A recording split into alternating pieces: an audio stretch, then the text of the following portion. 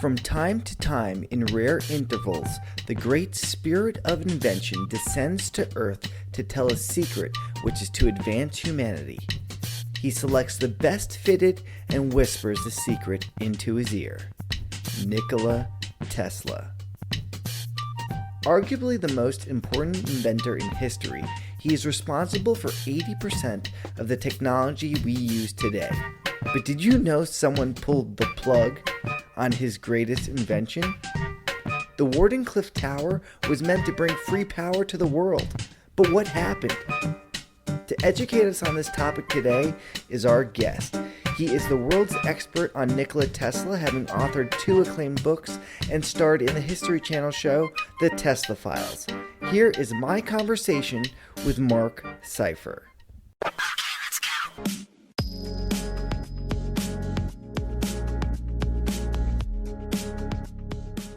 I really enjoyed your book, Wizard at War. It really is fantastic. And it seems today there are endless articles on Nikola Tesla, but you were one of the earliest to write about him in great length. When did your first book on Nikola Tesla come out? Actually, the first book came out about 1992. It's a small book. It's called Nikola Tesla, The Man Who Harnessed Niagara Falls. It's about just about 60 pages. It was a young adult's book, also set up to sell at Niagara Falls, right by the statue. But my major book is called Wizard, The Life and Times of Nikola Tesla. And that I was working on that book at the time. It was the subject of my doctoral dissertation. So I go all the way back to the 1970s. I learned about Tesla in 1976. And I simply could not believe that a guy who invented, remote control and the hydroelectric power system, fluorescent and neon lightings, the setup for the computer systems and robotics, etc., that I'd never heard of the guy. And so since I wasn't sure that this was all true because it was just too ridiculous, I got his book of patents, and it's 1,000 pages. It's his articles, patents, and lectures from the Tesla Museum in Belgrade. And I looked through the patents and I said, geez, this guy really has patents. He's a real guy. And let me find out if he really is the primary inventor of the hydroelectric power system, the induction motor, fluorescent lighting, remote control, wireless communication, and even cell phone technology. And so I went into the heart and soul of each of these inventions, and I found there was a lot of disinformation. There was a lot of attempts to hide who he was because there was, financially, it wasn't to their benefit to admit that Tesla was the inventor. For instance, Westinghouse owned a lot of Tesla's patents, and General Electric did not.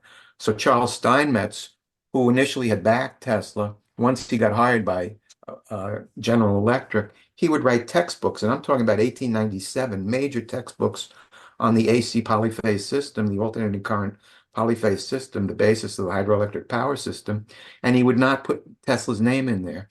That's equivalent to writing a book on the theory of relativity and somehow forgetting to put Einstein's name in the book. So I said, why did his name disappear? This was very important for me to figure out, and that became the subject of my doctoral dissertation. And it really came down to figuring out why he failed at Wardenclyffe, which was his wireless communication system. And so I spent a couple of years really mapping that all out, getting all the letters between Tesla and JP Morgan, and really figuring all that out. And once I finished the doctoral dissertation, I simply morphed it into the biography Wizard, The Life and Times of Nikola Tesla, and that came out first in 1996. And how was it received when it first came out? Because I tell you, in 1996, the only thing I barely had heard of Nikola Tesla at the time. He wasn't nearly as famous. Maybe there was a couple of mentions in him, but really, you heard of Edison, you didn't hear of Tesla. So how was the reception when the book first came out?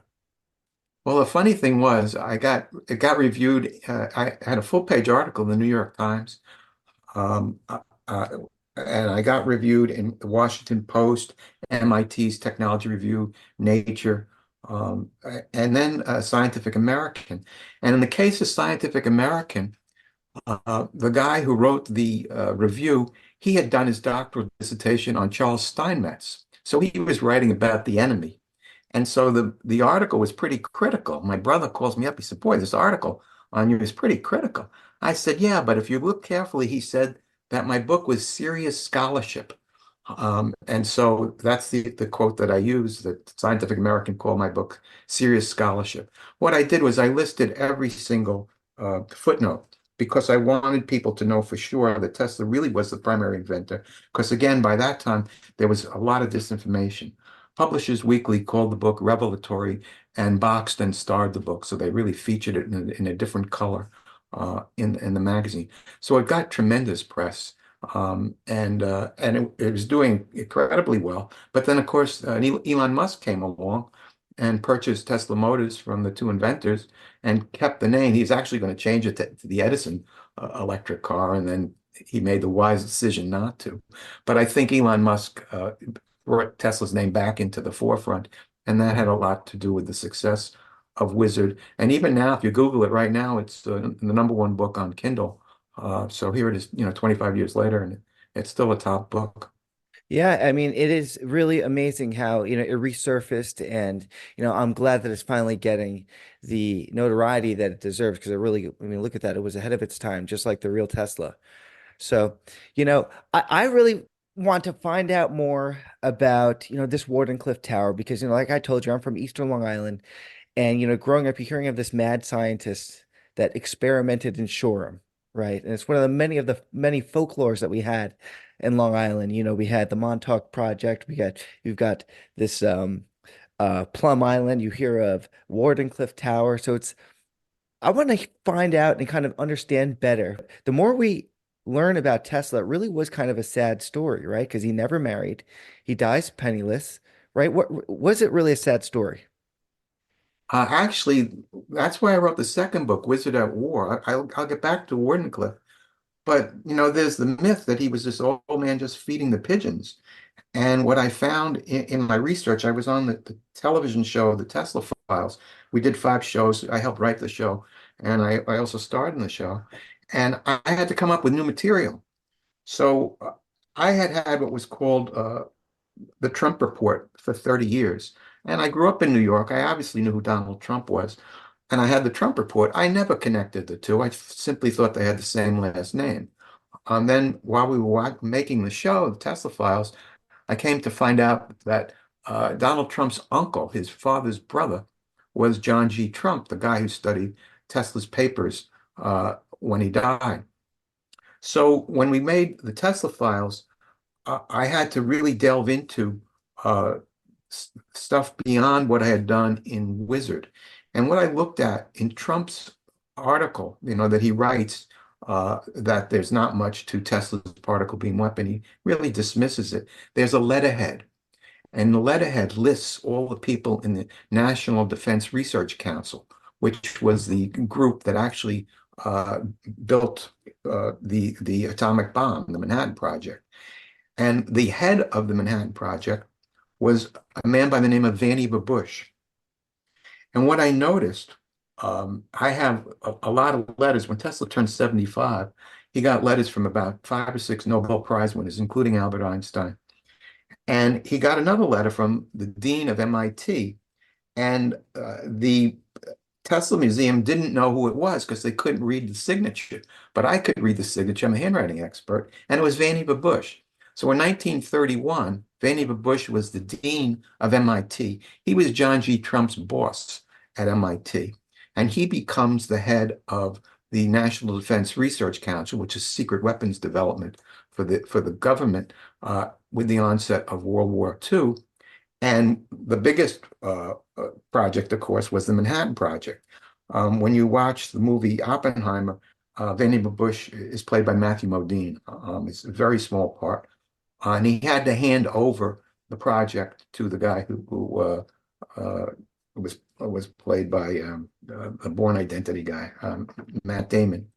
And he was a general, but really it started there. So the people on the letterhead, one of them is James Conant. And James Conant was the president of Harvard University. And when we were making the Tesla files, I was given a chart created by James Conant. He was an ambassador working for Franklin Roosevelt, flew to London, and he comes back and he says, we've got to have uh, a secret weapons development set up like the British do. And the main guy that was the head of the British uh, secret development of weapons systems was a man by the name of General Andrew McNaughton. So Conant recommends Vannevar Bush. And Vannevar Bush goes in to meet with Franklin Roosevelt with one sheet of paper explaining what he wants to do. He created Raytheon. He had early radar systems and computer systems. He was a very bright man. And so I found that there was this secret connection between Vannevar Bush and Tesla.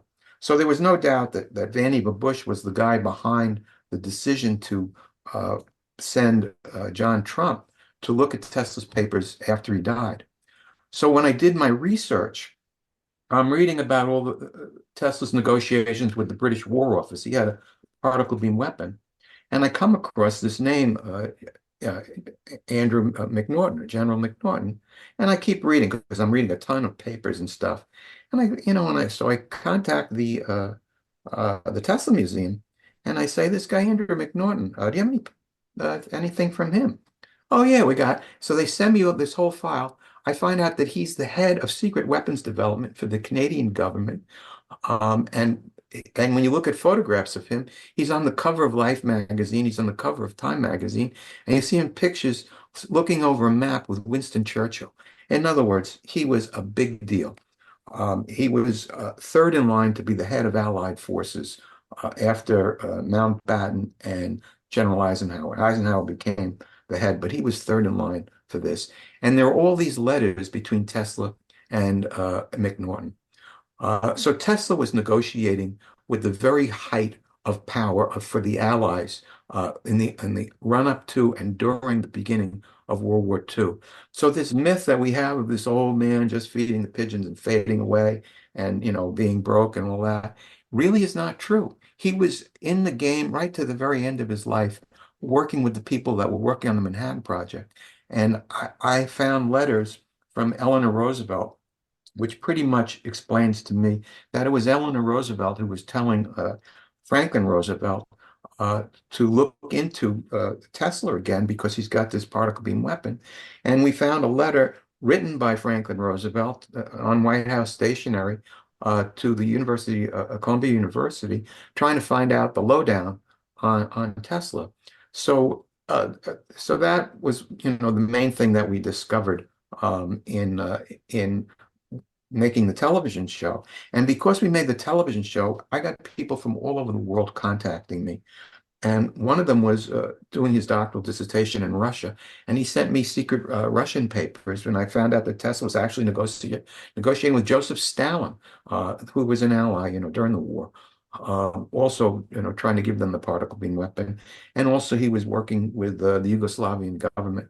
So I think that we're working on a movie, a screenplay right now with Show Dog Entertainment. And we're looking at the concept of Franklin Roosevelt looking at two major weaponry systems, Einstein's atomic bomb and Tesla's particle beam weapon, and which one are they going to use? And obviously, they put all their money on the atom bomb, which was certainly the right decision. But if indeed Hitler built the bomb before we did, and he wanted to fly one of those things over across the Atlantic and drop it on New York or Washington, we might have needed Tesla's particle beam weapon. The Israeli Iron Dome and the railgun is all stemming from this. 50 years later, it evolved basically from Tesla's original idea of uh, of the particle beam weapon. So that's some of that background concerning the new book, Tesla Wizard at War, and getting rid of the myth that he simply was this old man just feeding pigeons and just fading away from history. I That love wasn't that. it at all. The top I, echelon of the Allies was negotiating with him right to the very day he died.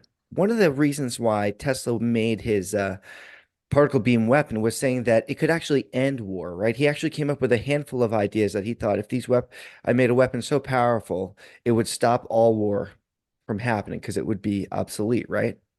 Yeah, that was his exact idea. So it was called the death ray. He wanted to call it the peace ray. And he felt that if every single country had a perfect defense, then there would be no war. For instance, if Ukraine had had a very powerful defensive particle beam weapon, those tanks would have never been able to cross the border into the Ukraine. So theoretically, it's a wonderful idea, and in fact, we see, 50 something years later, the outcropping of this with Israel.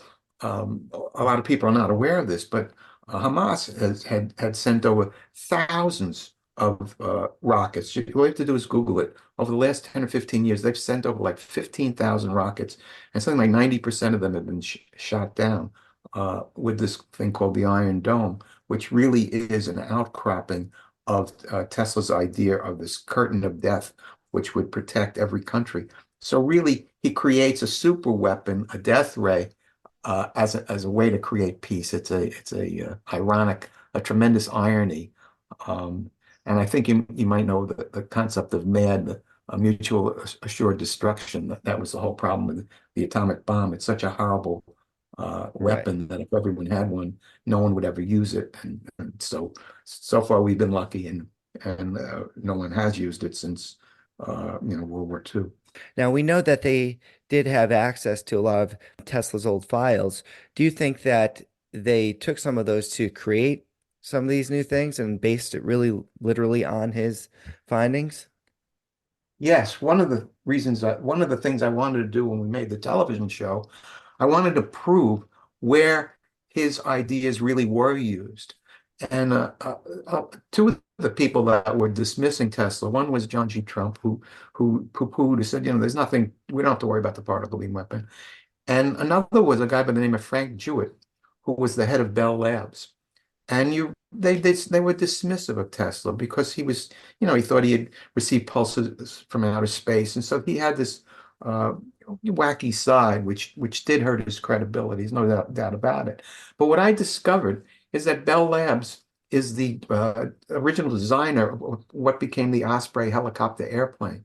So the helicopter airplane, it takes off like a helicopter, and then the propeller rotates into the airplane position. If you Google the Osprey, you'd be hard pressed to find Tesla's name. Because we've got it in the Tesla files, maybe it'll now work its way back into Wikipedia and into the history of the Osprey. But the proof is that Tesla actually has a patent. His original patent, I think, was 1921, and he had another patent, 1929, on what he called the flivver plane, which was exactly that. It took off like a helicopter, then rotated into the airplane position. And he was thinking it might replace the car. So, you and me, we grew up on Long Island, and I live in Rhode Island. I'd have to go all the way down to the Throgs Neck Bridge and come around, to get home.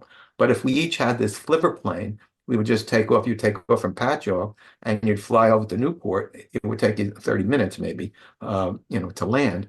And that was his concept. So he was trying to get these little private airplanes the size of automobiles sold in the 1920s. And he was working with the Navy at that time. And of course, it didn't come to be. But we now see the Osprey as a $70 million plane, which is clearly based on that design. And I think the irony in that situation was Frank Jewett was dismissing Tesla, and yet he used Tesla's patents to create one of his most successful airplanes.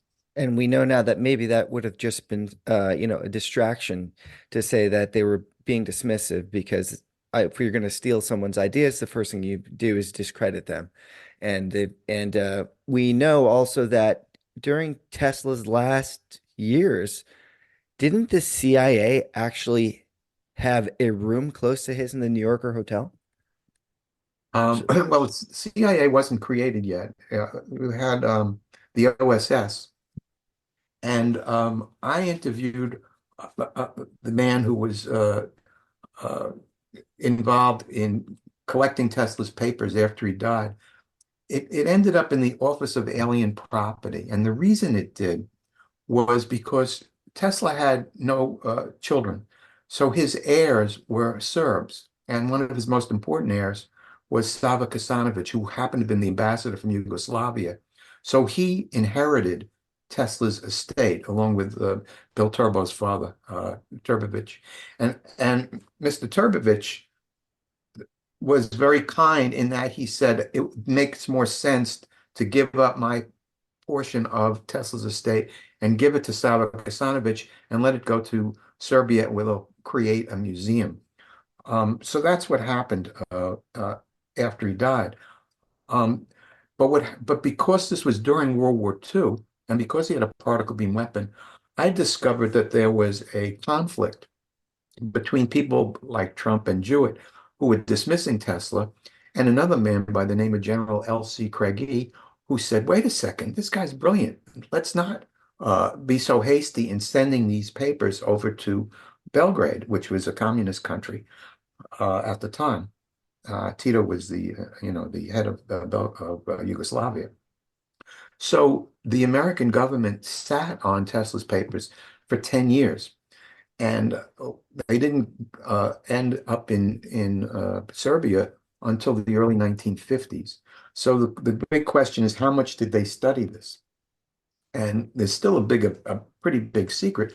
But again, the Osprey helicopter airplane is certainly an outcropping of this. The railgun and probably the Iron Dome is also an outcropping of Tesla's work on the particle beam weapon. And they were studying, wireless communication, different forms of radar, and also the ability to transfer electrical energy, like 90-something%, from one continent to another, using the ground connection. And this gets us back to Wardenclyffe. Um, One of the big questions is, Wardenclyffe was never operational. There was this huge tower he built out in Shoreham. It was called Wardenclyffe, up next to Wading River. It was 187 feet tall. And at the time, I had seen the litigation when he was suing one of the people that he owed money to. And he describes the tunnels which exist underneath the tower and something he calls earth grippers. And one of my friends, Gary Peterson, who's a brilliant Tesla expert, thought that the earth grippers were like pipes that went 300 feet laterally out in one direction from the bottom of the tower. And I said, I have a feeling they're spokes on a wheel. But he made a very good argument, and I wasn't sure if I was right. So when we made the Tesla files, we used ground penetrating radar, and we got images of the tunnels and these earth grippers, and I turned out to be right. They're like spokes on a wheel. So when you look at the picture of Wardenclyffe, it looks like a giant mushroom with a big top, and they often show, like electrical energy coming off the top. But that's not how it worked at all. It was the opposite of Marconi's system. Marconi was basically sending electrical energy through the air, and Tesla said you need to send it through the earth. And so the top of the tower is not used to transmit the energy. The top of the tower is used to collect the energy. And then it's driven down into the earth, into these earth grippers, which is 70 or 80 feet below the ground.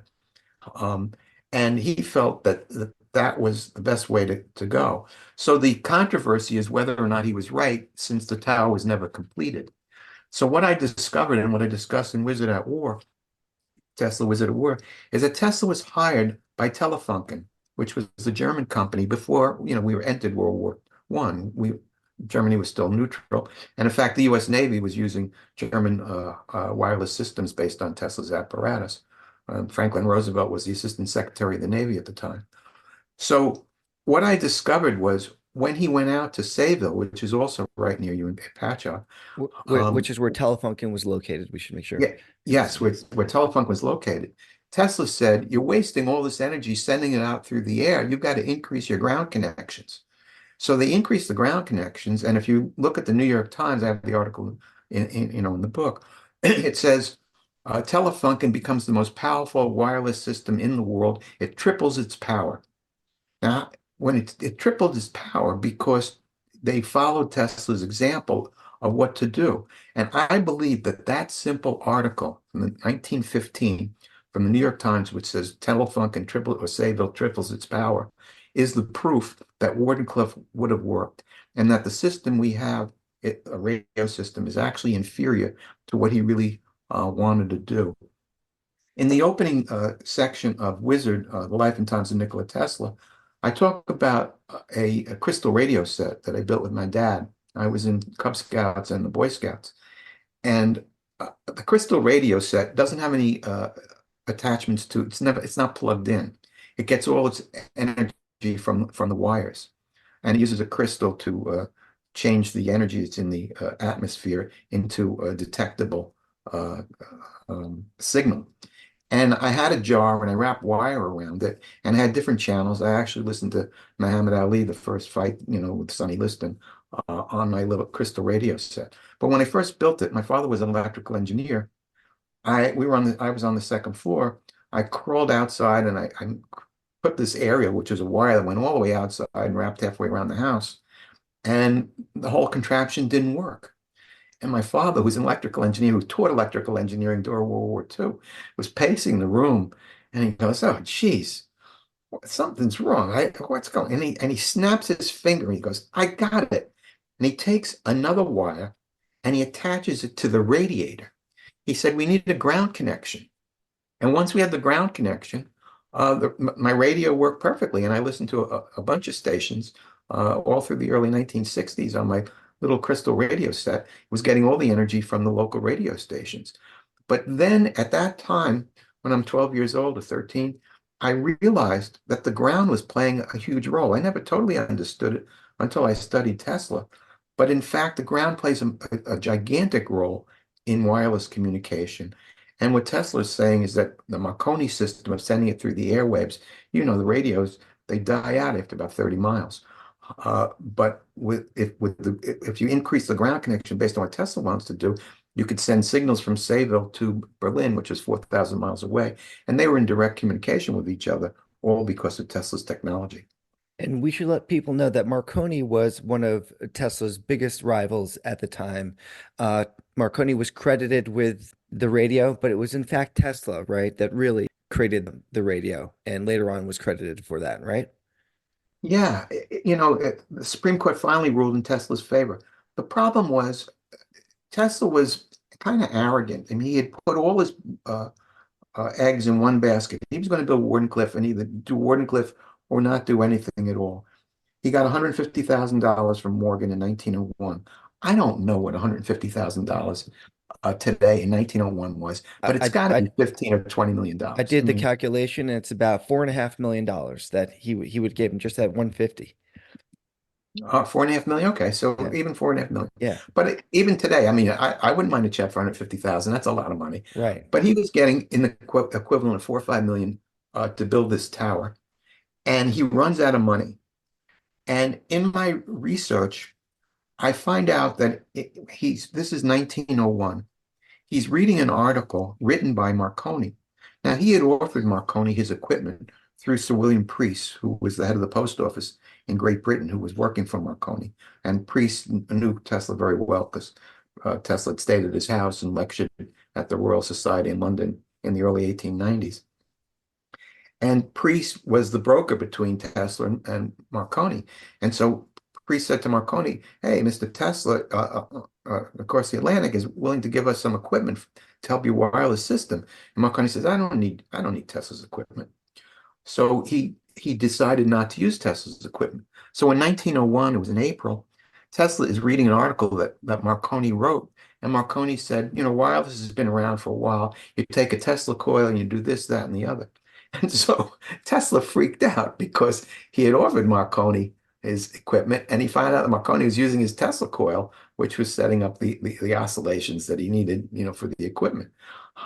And so Tesla decides to double the size of his tower. So he had contracted with Morgan to build a 90-foot tower. And he decides that if he doubles the size of the tower, not only will he be able to send signals to England, he'll be able to send signals across to the Pacific and basically control the whole world. So even though the cost will be double, the revenues will be coming in at a much more geometric rate, much more fantastic rate. And he tries to explain this to Morgan that, yeah, just, I know the cost will be double, but our revenues will be so much greater because our control over the whole world will be so much greater. We'll wipe out Marconi. And Morgan simply sees it as a breach of contract.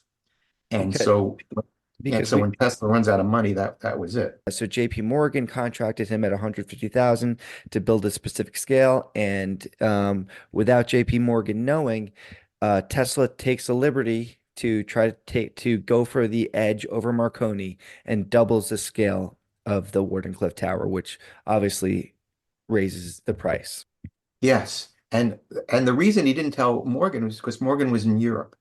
And so and at this very time, um, this is all in our screenplay. Hopefully the movie will be made. But at this very time, Morgan is in a bidding war for the Northern Pacific Railroad.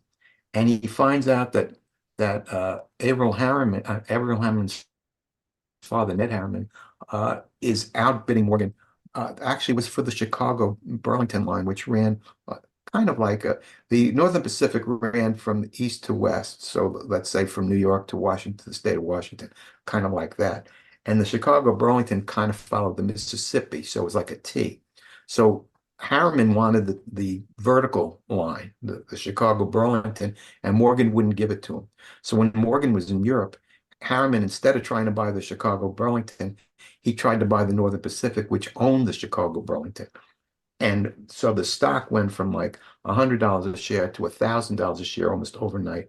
And the rest of the market crashed. And so when Morgan returned from Europe, Tesla's prices had gone through the roof, and there was a panic on Wall Street. And so he had raised on his own an additional $50,000 to put into the tower, but he needed more money. And so he told Morgan, he said, you created great waves in the industrial world, and some have struck my little boat. And Morgan, sees that that the reason he really ran out of money is because he built a larger tower than contracted. So Tesla tries to bring in other investors. And you can do the calculations, Michael, on this one. He brings in Henry Clay Frick. Frick had been given $60 million in that $60 million for U.S. Steel. Carnegie got like 300 and some odd million, and Frick got 60 million. And Frick lived in the world of Astoria, and Tesla lived in the world of Astoria.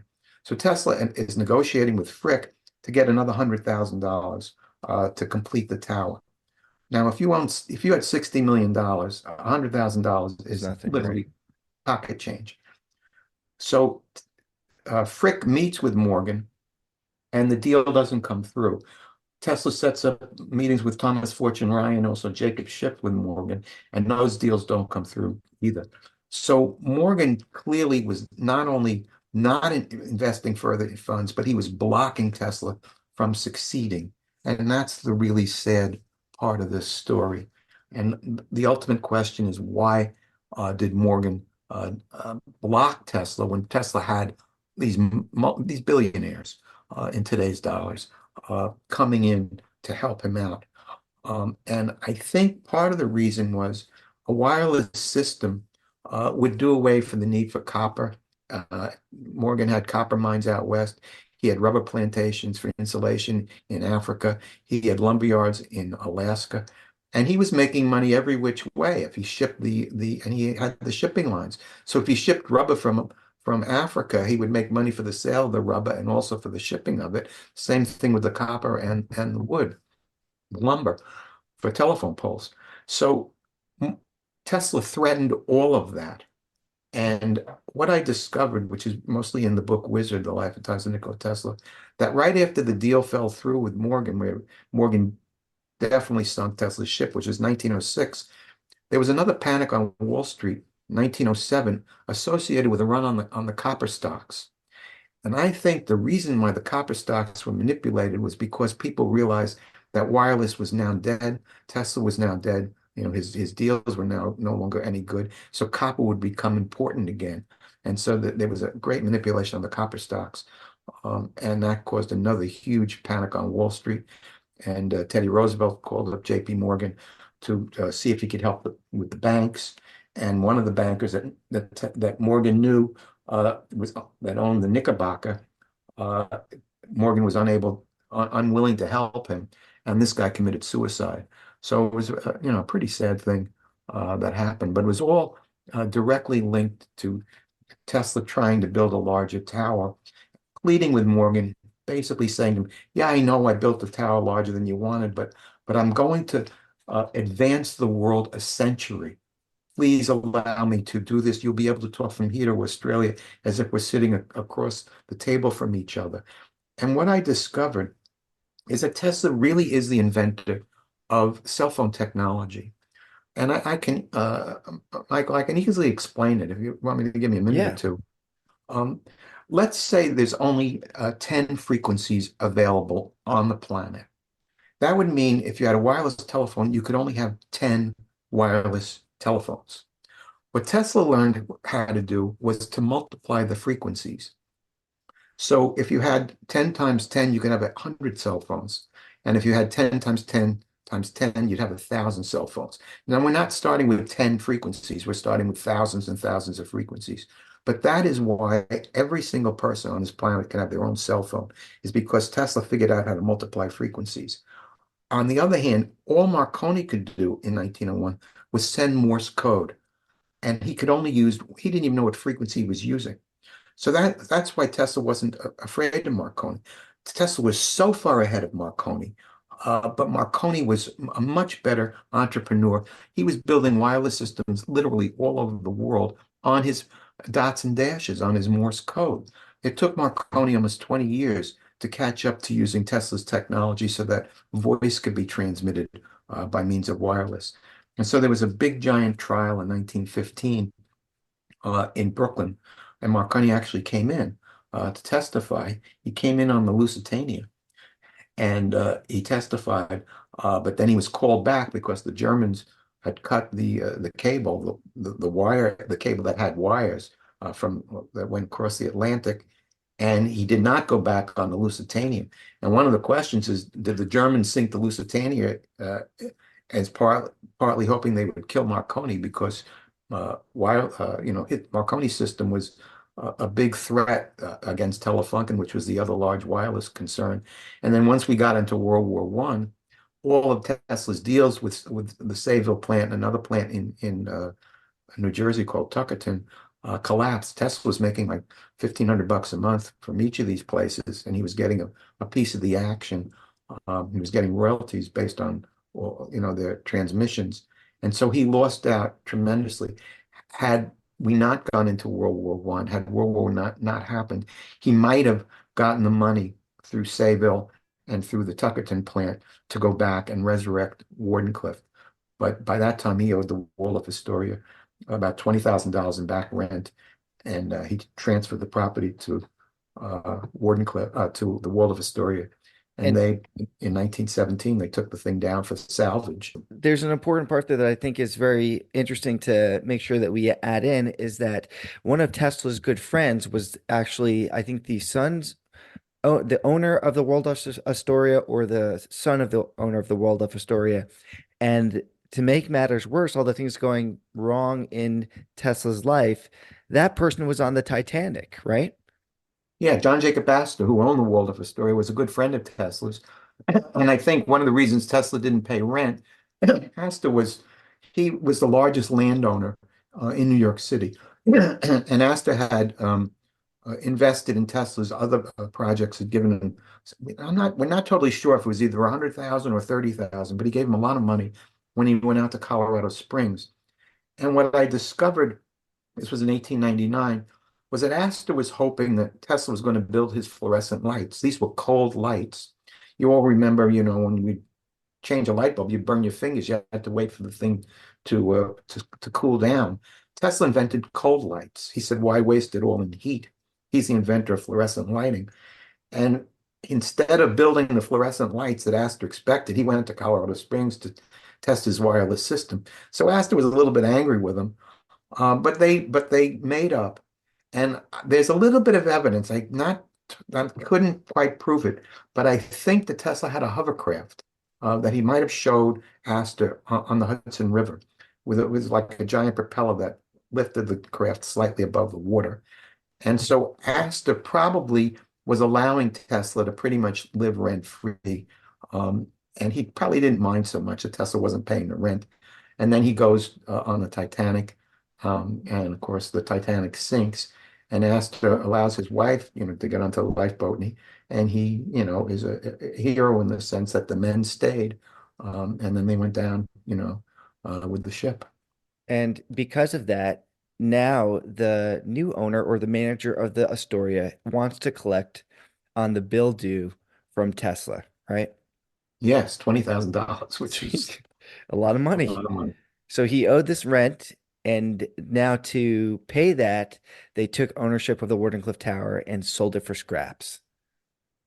Yeah, and as a last-ditch effort, what I discovered in 1915, when World War One is occurring, but America is still neutral, Tesla announces that Wardenclyffe could also be used as a defensive shield.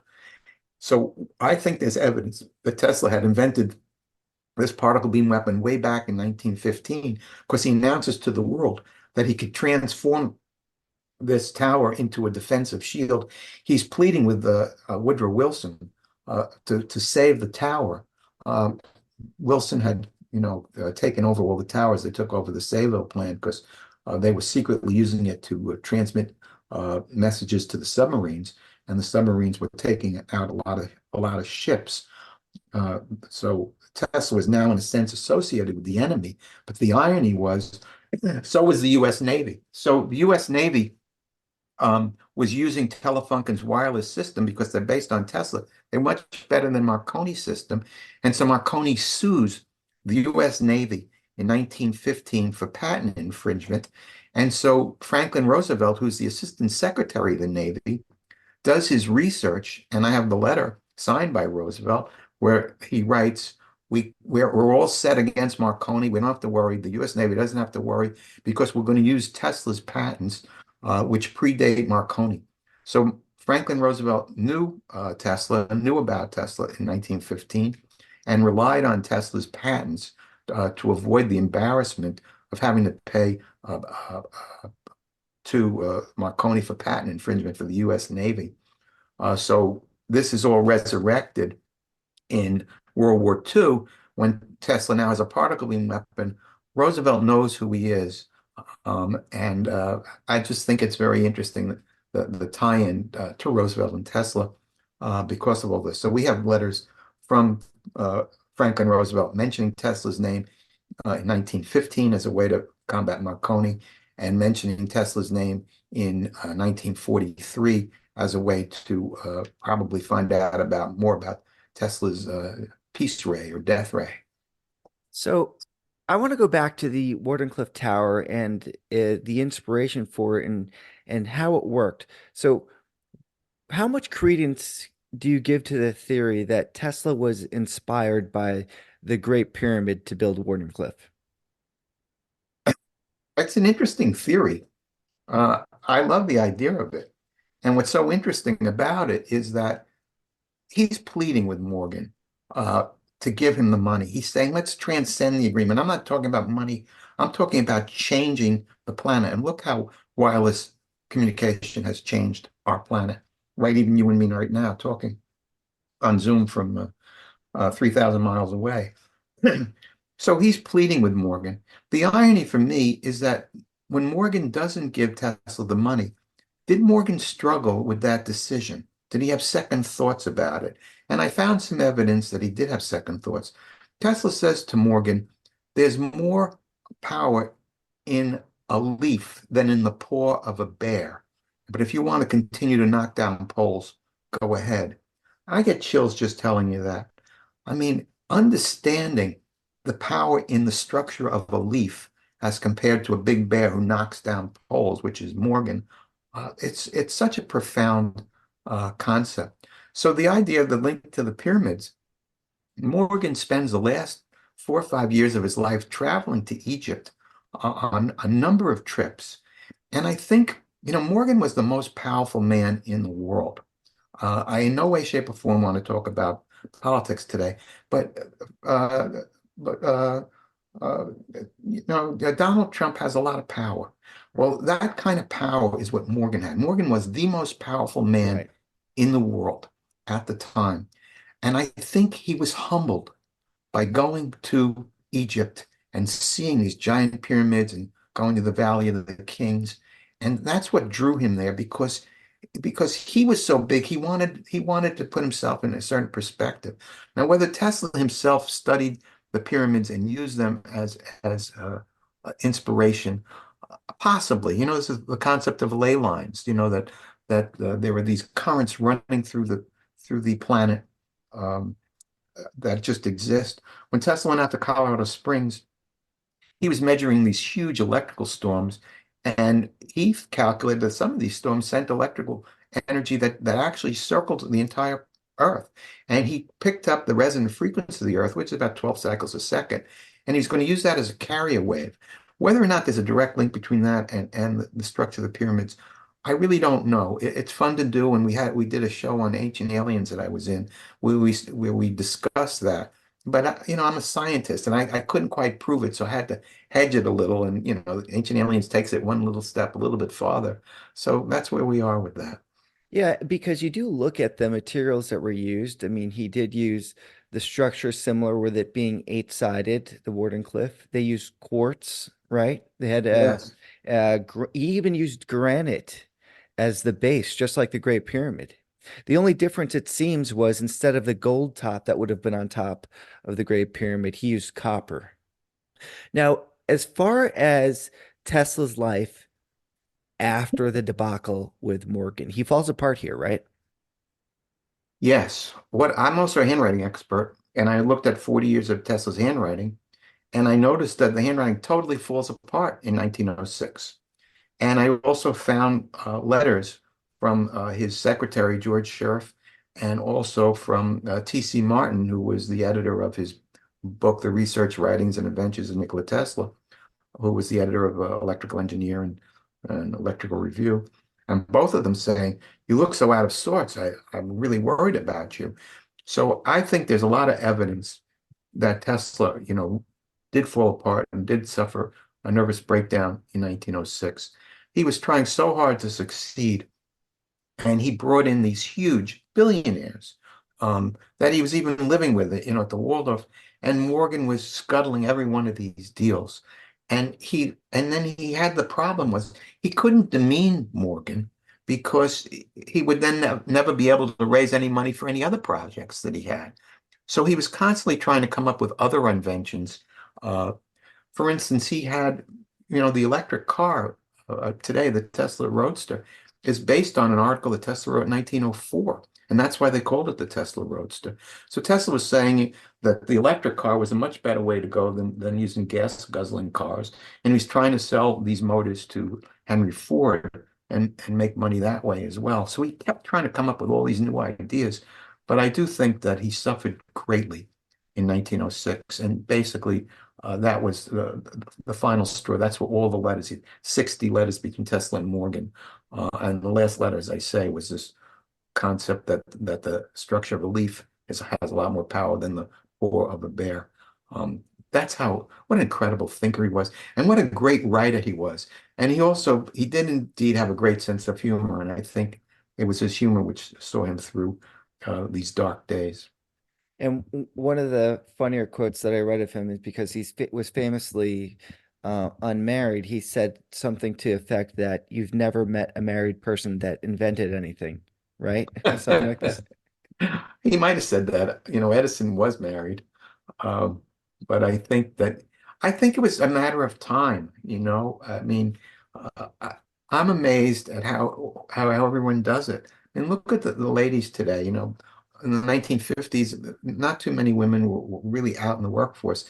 Now they are. They got to juggle a lot. They have to raise kids and also have a job. And you can see how hard it is. And so Tesla basically felt that if I just eliminate the social side of my, that kind of getting married and having kids, if I don't do that at all, then I can devote, 20 hours a day to working. And he worked about 20. He only slept 2 or 3 hours a night. He just worked around the clock. And when you look at all the things that he's done, you can understand why. So I think it was a trade-off. I like that you brought up the Tesla the car because I think it's good to mention that Tesla was actually trying to sell an electric engine to Henry Ford, and he thought that was going to take him out of his poverty situation. But his electric engine was actually powered by water, wasn't it? Yeah, it was a steam engine. Um, Uh, yes, it was powered by steam. But he also had the concept of an electrical. It would be run by batteries.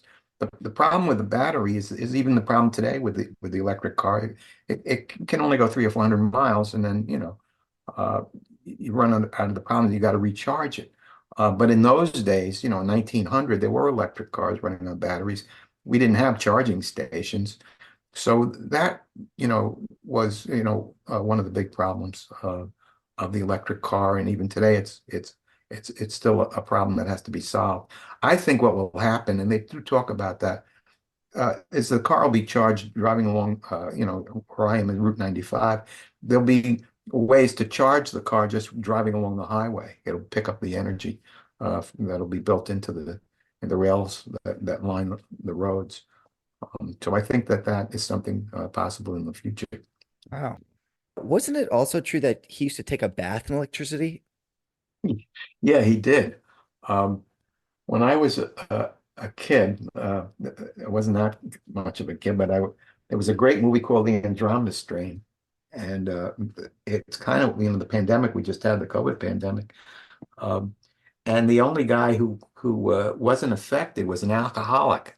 So he had a biological system which was able to protect himself. So there's a scene in the movie where they have this electrical bath where they have to take off their clothes and they're zapped with electricity and it removes all the bad pathogens. And then they put their clothes on and they go into this special room. And Tesla did the same thing. He felt that if he zapped his body with high frequency current, it was better than taking a physical bath, and it would kill all the microbes around him. And I think there's something to be said. He also studied that this was a possible way to cure cancer. Everything has a resonant frequency, and cancer cells have a resonant frequency, and good cells have a resonant frequency. If you can find the resonant frequency for the cancer cells, then you can conceivably knock them out through an electrical current. And so he was working on that idea as well. Well, um, I'll be the last person to buy that invention when it comes out. So, one last thing I want to ask you about, because this is another thing that you hear about Tesla. What is his fascination with 369? Um, I'm in touch with the top Tesla experts all over the world, and no one's been able to verify that he ever said anything about 3, 6, and 9. So, So I think it's a great quote that's in on the internet, but we're unable to verify that those three numbers in particular that he wrote about. If someone can find the actual quote, please send it to me. But and I'm talking about, the head of the Tesla Museum has been the head since I've known him in the 1980s, and he said he agrees with me. He's unable to find anything that proves that he ever said that. Another quote, which is mistaken, was that Einstein ever said, don't ask me, ask the smartest guy in the room, Tesla. He never said that either. And that was used in the Tesla files. I tried to get them not to use it because Einstein never said that, but it's just too great a quote, and it's in there too. So there's a few things that are myths. The one story you talked about with the electric car, he had this turbine that he thought would replace the gas guzzling car, and he was supposed to meet with the Ford people. And he drives his new steam-driven car to meet with them.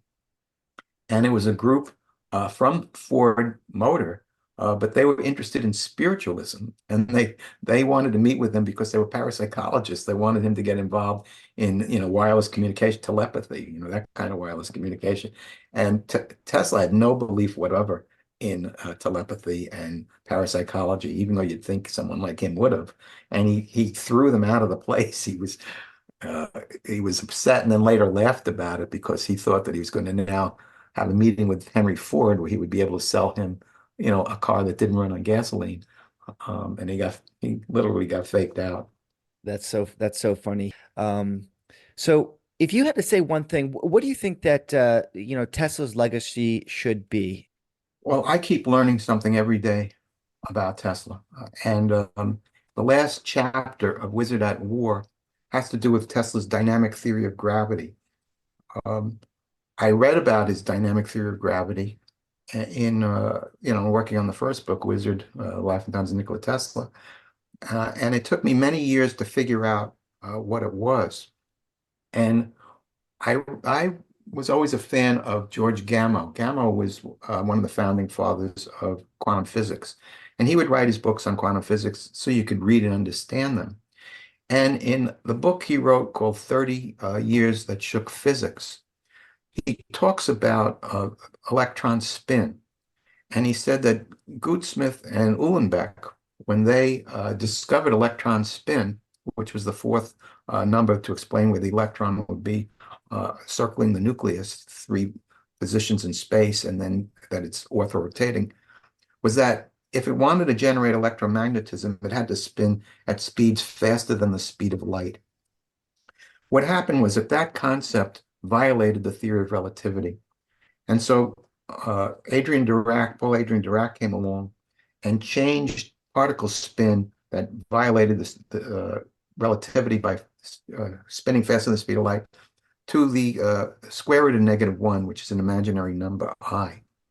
And by doing that, he was able to combine quantum physics with relativity, and he got the Nobel Prize. But the concept that particles spin at speeds faster than the speed of light went the way of the passenger pigeon. This was about 1925 when this all occurred. And I was reading that in 30 Years That Shook Physics, at the same time trying to figure out Tesla's dynamic theory of gravity. What Tesla's dynamic theory of gravity is essentially is that all matter absorbs energy all of the time. So I always joke about why don't they fall off the planet, in Australia, because they're underneath, and you get the feeling that you're attracted to the Earth, that's what gravity is, but that's not what Tesla's theory is. What Tesla's theory is that all energy, all matter is absorbing energy all the time. So the reason you fall back to the Earth when you jump up is not because you're attracted to the Earth, but because you're in the way of this influx. Do you follow what I'm saying? Yeah. Okay. So what is this influx? What are we absorbing? We are absorbing something called ether. If you look at, just look at a picture of the galaxy, you can see it's floating in something. That's the ether. And so Einstein's theories generally did away with the idea of the ether, but in fact, when you really study it, what Einstein was really saying is that the ether couldn't be detected. He wasn't saying it didn't exist. He was saying it couldn't be detected. He spent 40 years of his life, the last 40 years of his life, trying to create grand unification, which is the ability to combine gravity with electromagnetism. So what occurred to me was that if all matter is absorbing ether all of the time at speeds, tachyonic speeds faster than the speed of light, what Gamma was saying is the electron has to spin faster than the speed of light in order to generate electromagnetism. If it's absorbing ether, which is causing it to spin at that rapid rate, and then transforming into electromagnetism, that's combining gravity with electromagnetism. And that is solving Einstein's dream of grand unification, problem he never was able to solve in 40 years, which I at least did conceptually in 2 minutes. My point is this, is that Tesla is an avenue for tremendous research. He inspires you to think way beyond the norm and, to study very much. We still don't totally understand how Wardenclyffe worked, sending energy through the earth. Is that a more efficient way? He said that same concept, and through the particle beam weapon, that whole technology would be used to transmit energy from here to the moon and to the other planets. So there's a lot of avenues still worth studying based on Tesla's technology. And so that's what I think the students of today should do. And that is be inspired by someone who keeps taking you to these new places. It took me to figure out, at least conceptually, a way to solve Einstein's dream of unification, of combining gravity with electromagnetism, and also made me look at what gravity is in a different way. It makes a lot of sense to me that if all matter is absorbing energy all the time, that is what gravity is. And there's some special relationship, maybe between the moon and the Earth, where they're competing for ether in a certain balanced way. The other thing about all that, we just had this eclipse. Why is the moon the exact size of the sun? Um, you know, when they during eclipses, what are the odds that would occur? There's a whole mystical side to being alive on this planet. And I think Tesla brings us closer to understanding some of those mysterious secrets linked to all of this. We could do a whole nother episode on that moon and if it belongs there or not. Hey, Mark, I really want to thank you for coming on today. If people want to go buy your books or find out more about you, what should they do? Well, we can go to Amazon. The two books are Wizard, The Life and Times of Nikola Tesla. Again, it's number one right now on Kindle. And the other book is Tesla, Wizard at War. With the audio book is on sale actually this week. Or you can go to my website, marcseifer.com.